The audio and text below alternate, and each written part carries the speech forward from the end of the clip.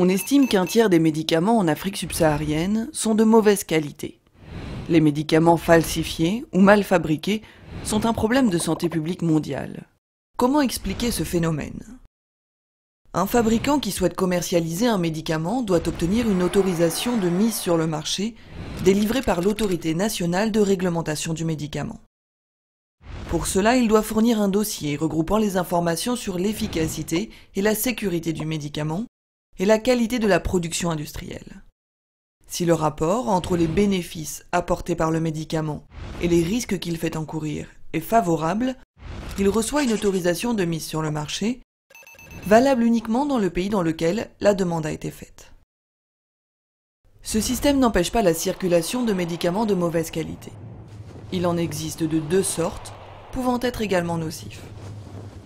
Les médicaments falsifiés ou faux médicaments sont fabriqués dans l'intention de tromper. Mauvais dosage, autres substances moins efficaces, voire inactives ou même nocives. Les médicaments falsifiés ressemblent le plus possible à un vrai médicament et sont distribués illégalement.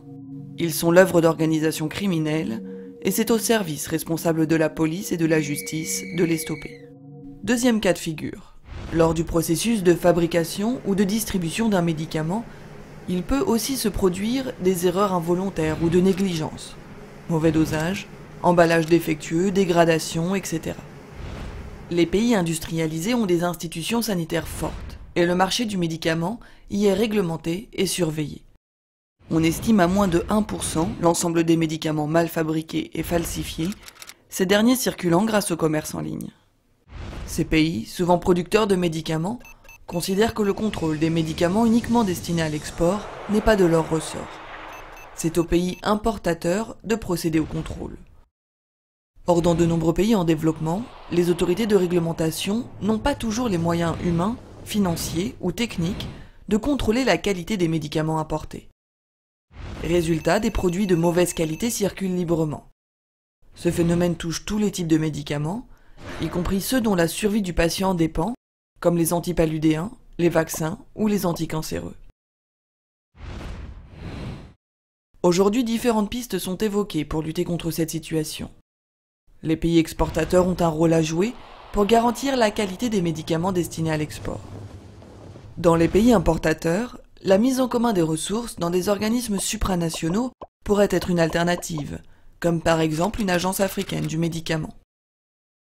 Enfin, l'Organisation mondiale de la santé a elle aussi un rôle à jouer via son programme de préqualification des médicaments.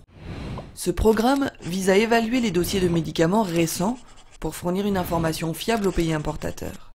Mais à l'heure actuelle, il ne prend pas en compte de nombreux médicaments d'usage courant, comme les antibiotiques par exemple. Pour étendre le programme à l'ensemble des médicaments essentiels, il faudrait des moyens beaucoup plus importants que ceux mis en œuvre actuellement.